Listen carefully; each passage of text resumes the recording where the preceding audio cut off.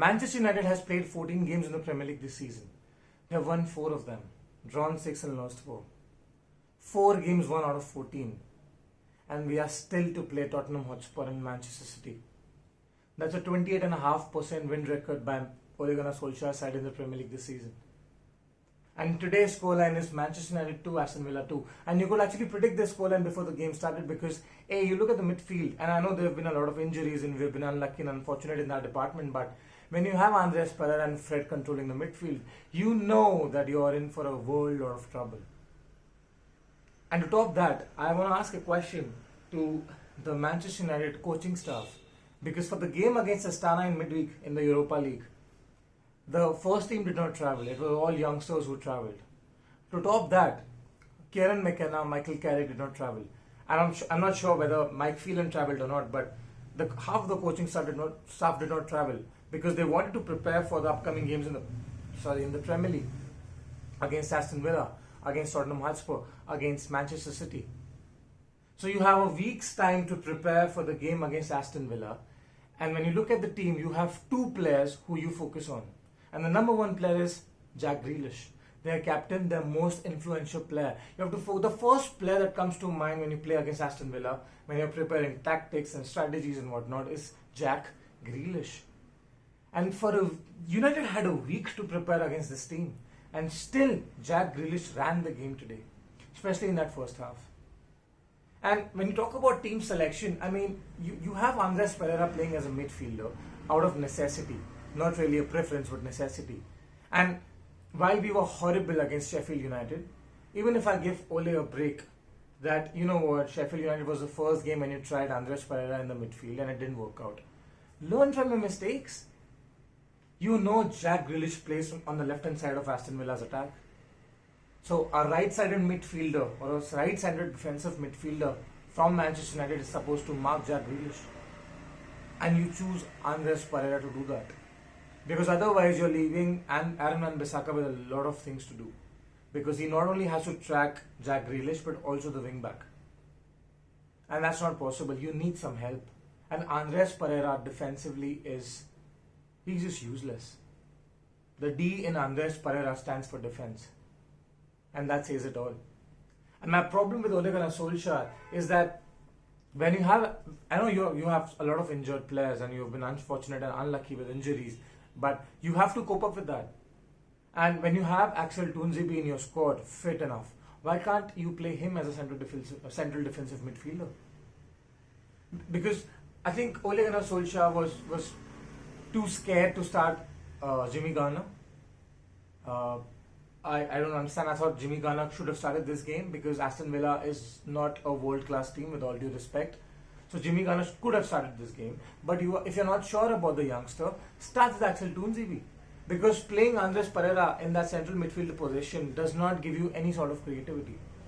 So you rather start with someone who's solid and strong at the back, who can help out the defense, who can help out Fred. And then leave Mata and the front 3 open so that they can go and attack, create more chances. I mean, you play with Jimmy Garner, you play with Axel Tuanzebe, do something about it. Don't just play with Andreas Pereira because it did not work out against Sheffield United as well. Learn from your mistakes. To top that, even if he started with Andreas Pereira, if it was Jose Mourinho in charge of Manchester United right now, he would have changed Andreas Pereira at 30th minute mark. He would have changed him. If it was Klopp and Pep Guardiola, they would have not even started with this guy. So what I'm trying to say is that even if you've made a mistake in the starting lineup, Ole Gunnar Solskjaer tends to take a long time to rectify those mistakes. Phil Jones against Sheffield United should have been substituted in the first 20-25 minutes when you saw him struggling in the game. Same goes for Andreas Pereira.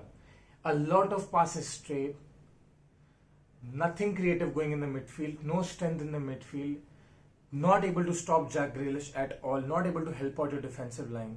What was he doing there? It's not his natural position to play in the first place. He cannot adapt to playing in that position. Make him sit on the bench. He's a squad player. Use him as a squad player. You have Axel Tuanzebe who can do a job. You have Jimmy Garner who can do a job. And I would rather have Jimmy Garner doing such mistakes and learning from them than Andreas Pereira doing such mistakes.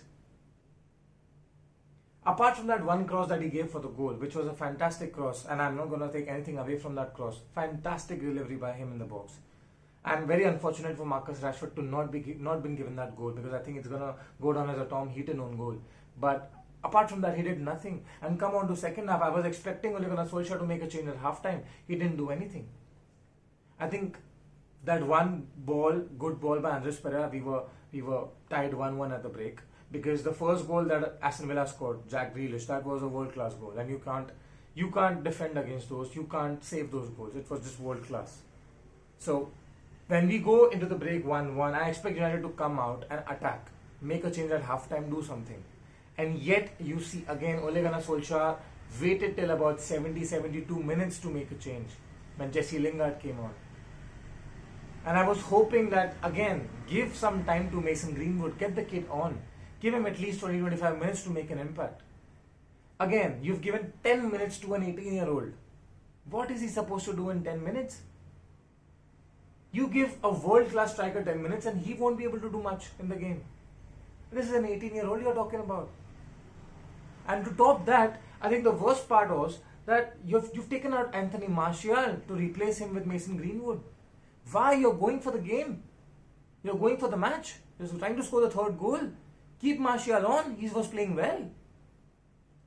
I understand Mata's substitution because he hardly completes any game. He hardly completes 90 minutes in any game. But I think the substitutions just baffled me. The Williams substitution was understandable because, I mean, for the second goal that Aston Villa scored, I think Williams was at fault, Brendan Williams, because he was the one who was playing all the defenders on side.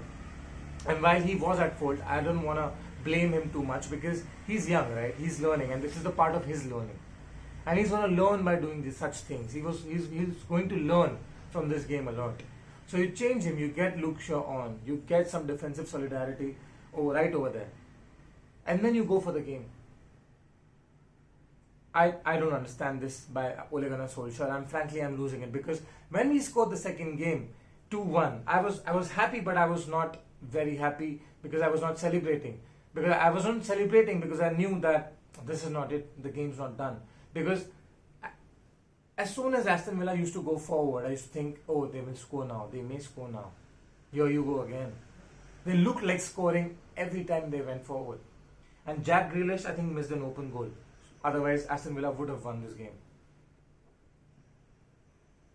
If you talk about the second goal that United scored, and it's a very good header by Victor Lindelof. I mean, you have individual mistakes that happen in almost every game by a Manchester United player. In the last game, it was Andres Pereira who gave up with the ball in midfield for the second goal. In this game, it was Brendan Williams who was playing the defender on side. And while you cannot associate blame to these players because of the specific mistakes, I think especially Brendan Williams, because he's a youngster, he's going to do all these things. Andres Pereira is not a youngster anymore. And I can't emphasize enough as to what needs to be done by the coaching staff. And like I pointed out before, if there are players who are being given just 10 minutes to come on and make an impact in the game, surely Kieran McKenna, Michael Carrick, Mike Phelan, go talk to Solskjaer, tell him no, let's make a substitution earlier than the 80th minute. Let's give Mason Greenwood more time to create an impact.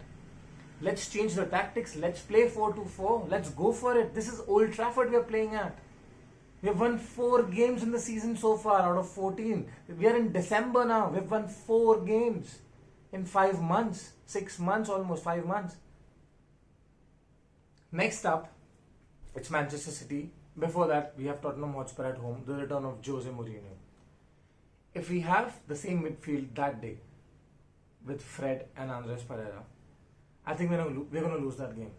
If McTominay is back, and we desperately need McTominay to be back, we might get a draw out of it. And I see United getting a draw out of the Tottenham Hotspur game. But against Manchester City, I don't see, because it's an away game, I don't see us, forget the win part, I don't see us drawing also. I think we're going to lose that game. So you're looking at the first 16 games that United have played, you're looking at 4 wins and about 7 draws and 5 losses. What this means is that pressure is piling up on Manchester United. And I know that United tends to play better against the top 6 sides because they don't sit, they try to attack us, and that's where we have space for Martial, for Rashford, for James to run in behind. The problem is the midfield. Even if McTominay is back, even if Pogba is on the bench, Pogba is not going to be match fit to play 90 minutes, even if he's going to be on the bench. So even if McTominay is back and he starts playing, I mean, he's going to be a tad rough, right? Because he's been out for about 3 weeks now. So he will need some time to get back to his normal level. And the United midfield right now is so bad that any team can overpower this midfield. And you're talking about sides like Manchester City, who are world class. You're talking about Tottenham Hotspur, who are rejuvenated under Jose Mourinho. Ole Gunnar Solskjaer is under a lot of pressure now. And if the next 2 games do not garner positive results for us, I think he might be sacked by Christmas, Ole Gunnar Solskjaer, because 14 games, 18 points. That's just ridiculous. That's unacceptable. And while I want Ole Gunnar Solskjaer to be given more time, I think what he's doing right now, he's not helping himself. He's tactically naive. He's doing the same mistakes over and over again. And I think his coaching staff is not helping him. His senior players are not helping him. So he is in a lot of trouble, and I'm really scared for Ole Gunnar Solskjaer.